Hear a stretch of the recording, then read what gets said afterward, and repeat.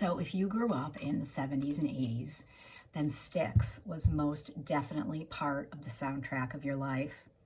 My love of Styx will always and forever be tied to a group of older kids who were in a local band when I was like 11, 12. The name of the band was Acheron, the River to Hell. They played at school dances and CYO dances and some grad parties, and I had a wicked crush on the keyboardist and singer when I was in 6th grade. And one of the songs in their repertoire was Lorelei. In my opinion, this is Styx's best song. When I hear it, it just makes me so happy.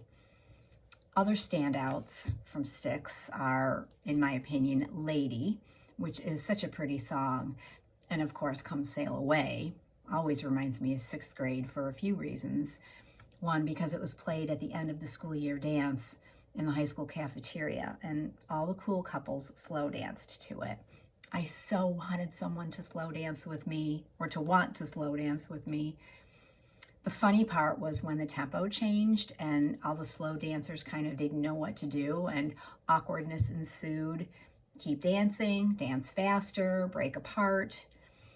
The other reason this is imprinted on my brain is because I got the album The Grand Illusion from my Columbia House Record and Tape Club, and I just about wore that record out. I listened to it nonstop, and it came with a really cool poster of the band that I hung up on my wall and must have stared at for hours at a time.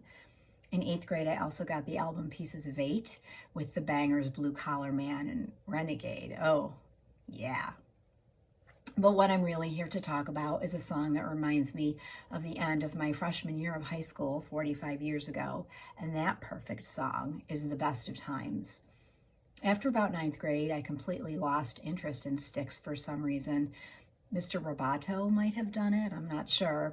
But from about 1977 to 1980, I loved them, especially Tommy Shaw because of that long blonde hair.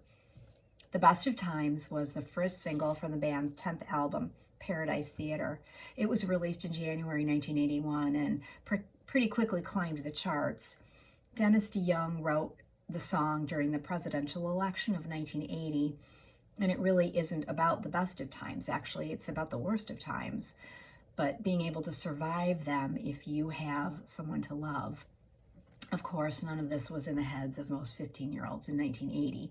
We just knew that we loved to sing that soaring chorus, and we thought we were celebrating the best of times, being young, foolish, eager, and mostly free to do as we pleased, which meant having a huge outdoor bonfire sleepover at my friend's house the night of the last day of school.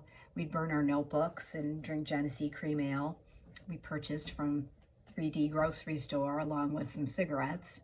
We'd be roaming the streets of my little town like a band of gypsies or hoodlums until the break of dawn, and then head back to the party for maybe 2 hours of sleep in our dew-soaked sleeping bags. You know what? I think those really were the best of times.